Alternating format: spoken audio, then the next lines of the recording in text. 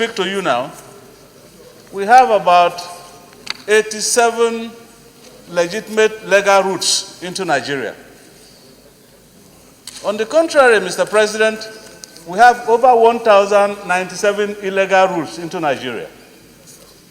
And one of the bans of our security agencies manning our borders has been, Mr. President, the inadequacy or incapacity of the agencies to man even the illegal routes than the legal routes. And so, Mr. President, when we close the legitimate routes, the problem of our people is compounded by the fact that those who do legitimate businesses are also stranded and caught in the crossfire. As I'm talking to you, Mr. President, today, our legitimate legal importers of goods are stranded at the borders. Some of the goods are perishable.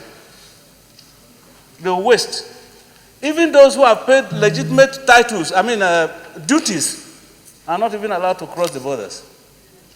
And Mr. President, it may interest us to note that we are more of a consuming country than a manufacturing country. And so most of the goods items that we consume here are imported across our borders. And so when we close our borders, the problem is more on our people than even the solution we try to find to it. Mr. President, one of the reasons is insecurity and the proliferation of light weapons and small arms. Mr. President, today, the light weapons and small arms that are manufactured in this country are even more than those ones that come across the borders. Mr. President, as we close our borders, the revenues that accrue to us through legitimate business, Mr. President, is not coming in again.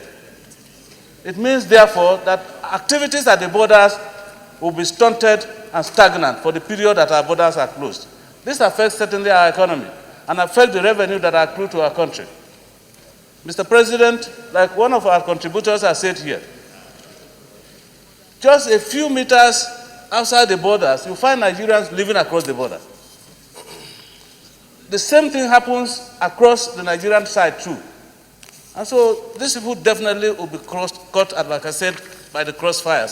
So, Mr. President, I think that most of the time, some of the actions that we take are anchored on the spontaneity of the time.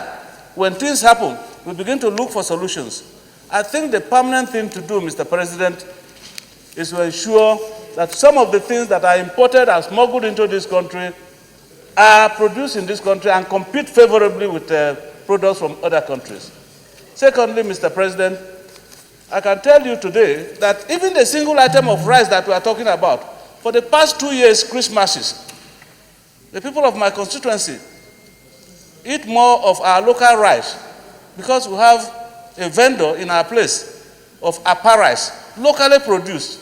We no longer know how to eat foreign rice anymore because Abba rice competes very favorably with rice imported from outside the country. And besides, Abba rice is cheaper than the rice imported from outside the country. And so people find it more convenient to buy Abba rice rather than imported rice. So, Mr. President, while we commend the President for making efforts to stamp out smuggling across the borders because smuggling is evil, we must address ourselves as a nation on the appropriate steps to take so that the preponderance of the negative effect against the positive effect of what we do does not fall more negatively on our people and consumers than the positive effects. At the moment, Mr. President, I think that there is need to review this policy of border closure because it doesn't offer solution to the problem of smuggling into this country. Thank you, Mr. President. Distinguished Minority Leader.